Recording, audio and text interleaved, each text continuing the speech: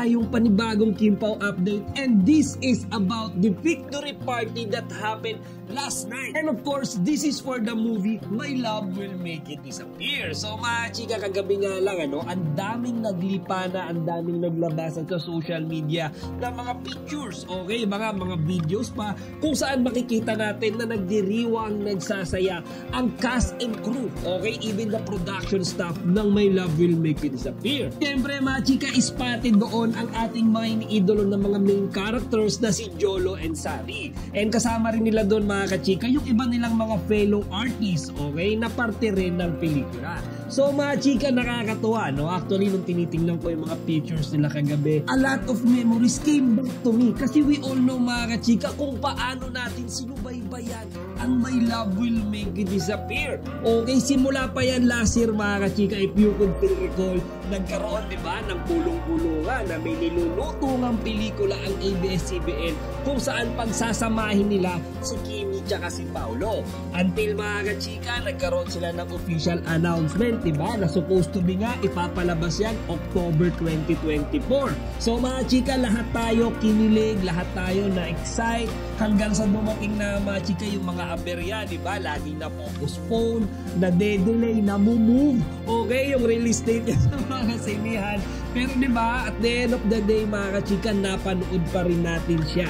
Okay, diba, kahit nagkaroon ng konting drama, diba, si Paolo Abilino before, and even Kimi, diba, nagkaroon sila ng konting issue, okay, with Star Cinema. Still, everything went fine mga kachika. At alam naman natin lahat na talagang malaki rin ang kinita ng My Love Will Make It Disappear. Diba mga chika, 1 week pa lang siya na ipapalabas, 100 million na kaagad yung gross earnings niya.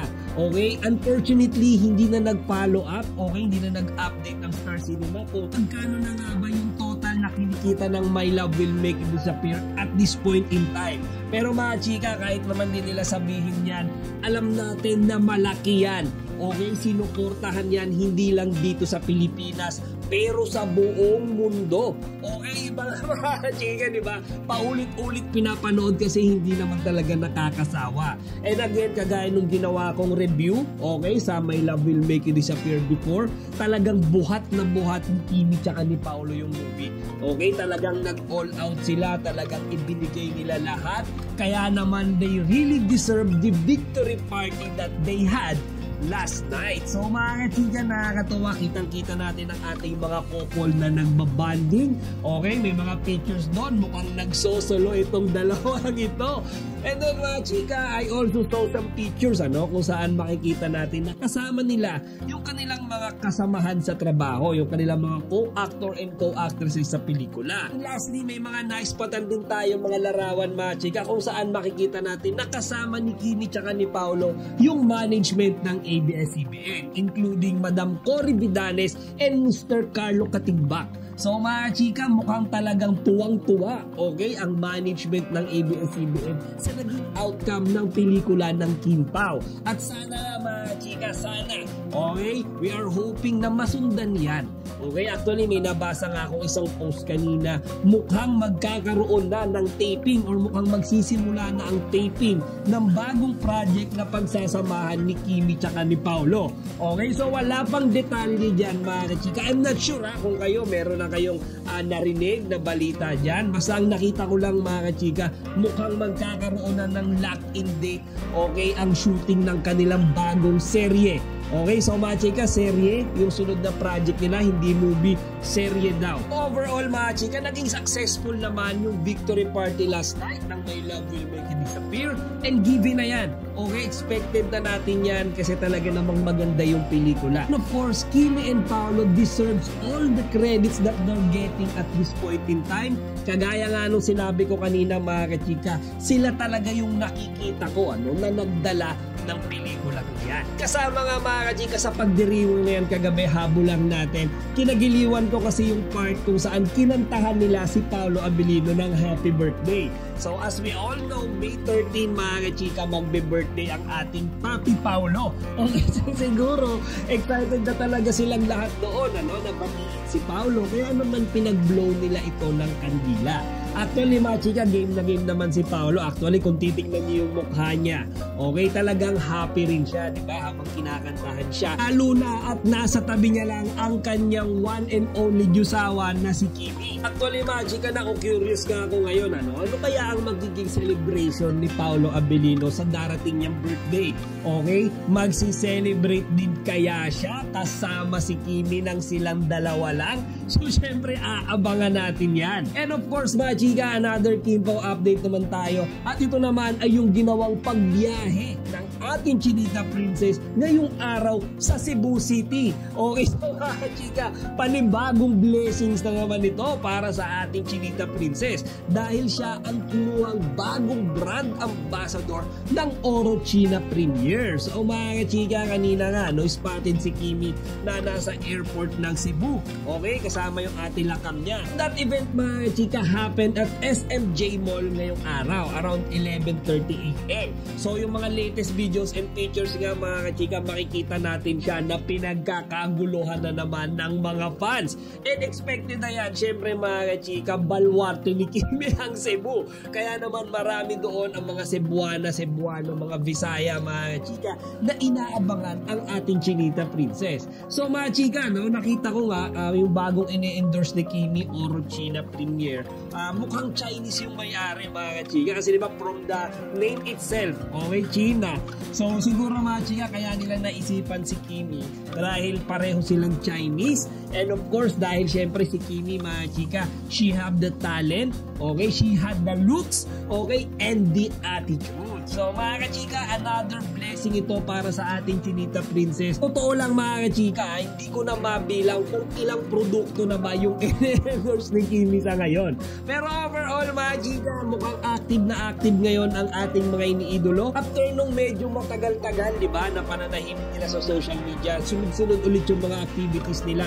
Kagaya nung nakaraan, di ba, nung sila ay bumisita sa Isabela, nagpakilig sila.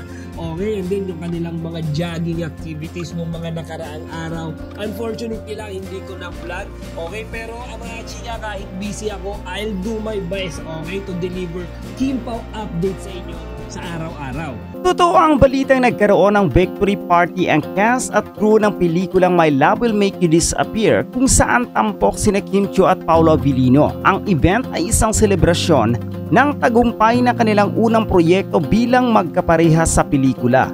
Sa mga larawan mula sa event, makikita sina Kim Chiu at Paolo na masaya at magkasama, pati na rin ang mga direktor at iba pang kasamahan sa production. Ang pelikula ay isang romantic comedy na idinirehe ni Chad Vidanes at ipinamahagi ng Star Cinema. Tungkol naman sa bagong blessing ni Kim Chiu, wala pang opisyal na pahayag mula sa kanya o sa kanyang team hinggil dito. Gayunpaman, ang tagumpay ng kanilang pelikula ay isang malaking hakbang para sa kanilang karera at tiyak na magdadala ito ng mas maraming oportunidad para kay Kim Chiu. Ang My Love Will Make You Disappear ay isang romantic comedy na pinagbibidahan na Kim Chiu at Paolo Abilino. Noong unang araw ng pagpapalabas nito noong March 26, 2025, kumita ang pelikula ng 12 million pesos na siyang pinakamataas na opening day gross para sa isang lokal na pelikula sa taong iyon. Sa kabuuan, umabot ito ng 40 million pesos sa local na box office at $200,000 sa North America sa unang linggo ng pagpapalabas. Ang pelikula ay ipinalabas sa mahigit 30 bansa kabilang ang Estados Unidos, Canada, Australia, Singapore, iba pang bansa sa Asia at Europa. Ang international release ay nagbigay daan upang mas mapalawak ang fanbase ng Kimpaw at makilala ang kanilang talento sa ibang bansa. Matapos ang matagumpay na premiere, nagdaos ng isang intimate victory party ang cast at crew ng pelikula. Dumalo sila Kim Chiu, Paolo Abilino, Direk Chad Vidanes at iba pang mga kasamahan sa production upang ipagdiwang ang kanilang tagumpay. Sa mga larawan mula sa event, makikita ang masayang samahan ng buong team. Tungkol naman sa personal na buhay ni Kim Chiu, wala pang opisyal na pahayag mula sa kanya hinggil sa anumang bagong blessing. Gayunpaman, ang tagumpay ng kanilang pelikula ay isang malaking hakbang para sa kanyang karera at tiyak na magdadala ito ng mas maraming oportunidad para sa kanya. Sa Instagram post, ipinahayag ni Kim Chiu ang kanyang pasasalamat sa Star Cinema at sa lahat ng sumuporta sa pelikula. Ang mensaheng ito ay nagpapakita ng kanyang pagpapahalaga sa mga tagahanga at sa buong team na nagtrabaho upang maisakatuparan ang proyekto. Patuloy na ipinapalabas ang My Love Will Make You Disappear sa mga sinihan sa buong Pilipinas at sa mga piling bansa sa abroad. Para sa mga hindi pa nakakapanood, ito ay isang magandang pagkakataon upang suportahan ang lokal na industriya ng pelikula at mapanood ang mahusay na pagtatanghal ni Kim Chiu at Paolo Abilino.